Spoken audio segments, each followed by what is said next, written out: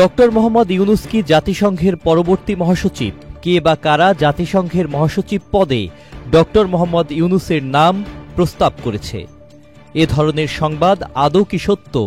এ বিষয়ে সরকার কি বলছে? চলুন জেনে নেওয়া যাক এসবের বিস্তারিত।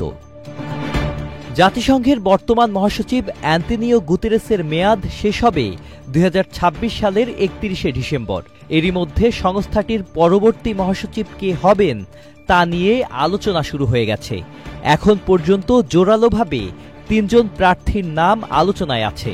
এছাড়া আরও কয়েকজনের সম্ভাবনা নিয়েও চলছে বিশ্লেষণ। সংবাদ মাধ্যমের দাবি, নোবেল বিজয়ী ও বাংলাদেশের অন্তর্বর্তীকালীন সরকারের প্রধান উপদেষ্টা ডক্টর মোহাম্মদ ইউনূসের নামও এই আলোচনায় রয়েছে। পররাষ্ট্র মন্ত্রণালয়ের একটি সূত্রের বরাতে সংবাদ মাধ্যমে বলা হয়েছে, জাতিসংঘ মহাসচিবের পদে ডক্টর মোহাম্মদ ইউনূসের নামটি স্থানীয় পর্যায়ে আলোচনায় এসেছে, তাও প্রায় ৬ মাস হয়ে গেছে। তবে বিষয়টি অতি সাম্প্রতিককালে সরকারি পর্যায়ে কোনো আনুষ্ঠানিক আলোচনায় এখনও ওঠেনি। প্রধান উপদেষ্টার সঙ্গে ঘনিষ্ঠ পর্যায়ে কর্মরত কারো সঙ্গে তার মহাসচিব পদে প্রার্থিতার বিষয়টি নিয়ে জাতিসংঘের কোনো সূত্রের যোগাযোগ ঘটে থাকতে পারে।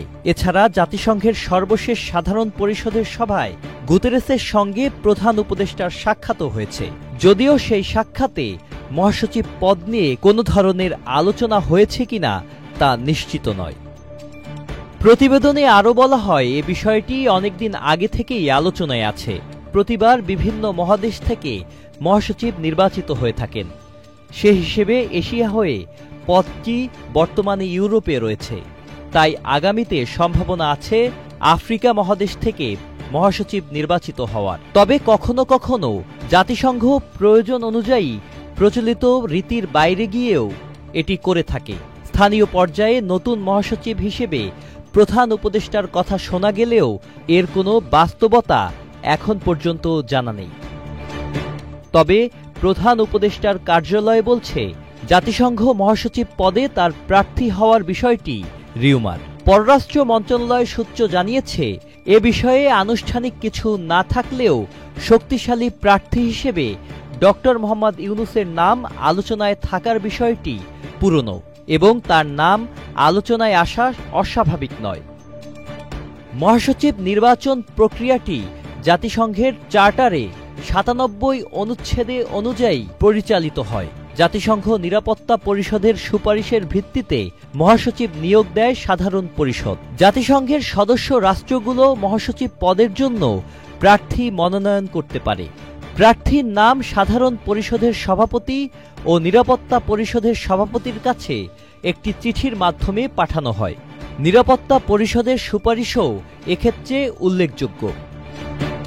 নিরাপত্তা পরিষদ আলোচনা করে সর্বসম্মতিক্রমে প্রার্থীর নাম সাধারণ পরিষদের কাছে সুপারিশ করে। সাধারণ পরিষদ নিরাপত্তা পরিষদের সুপারিশকৃত প্রার্থীকে নির্বাচনের জন্য গোপন ভোটাভুটির মাধ্যমে অনুমোদন করে। সাধারণ পরিষদের অনুমোদনের পর নির্বাচিত প্রার্থীকে মহাসচিব হিসেবে নিয়োগ দেয়া হয়। এবার মহাসচিব পদে জোরালোভাবে যে ৩ জনের নাম প্রকাশ্যে এসেছে তারা হলেন চিলির সাবেক প্রেসিডেন্ট ও জাতিসংঘের সাবেক মানবাধিকার বিষয়ক হাই কমিশনার মিশেল ব্যাশেলে, আর্জেন্টিনার নাগরিক ও আন্তর্জাতিক পরমাণু শক্তি সংস্থার মহাপরিচালক রাফায়েল মারিয়ানো গ্রোসি এবং কোস্টারিকার সাবেক ভাইস প্রেসিডেন্ট এবং বর্তমান জাতিসংঘের বাণিজ্য ও উন্নয়ন সংস্থার মহাসচিব রেবেকা গ্রিনস্প্যান। এ ৩ জন ছাড়াও আরও কয়েকটি নাম রিউমার্ড পোটেনশিয়াল ক্যান্ডিডেটস হিসেবে আলোচনায় রয়েছে।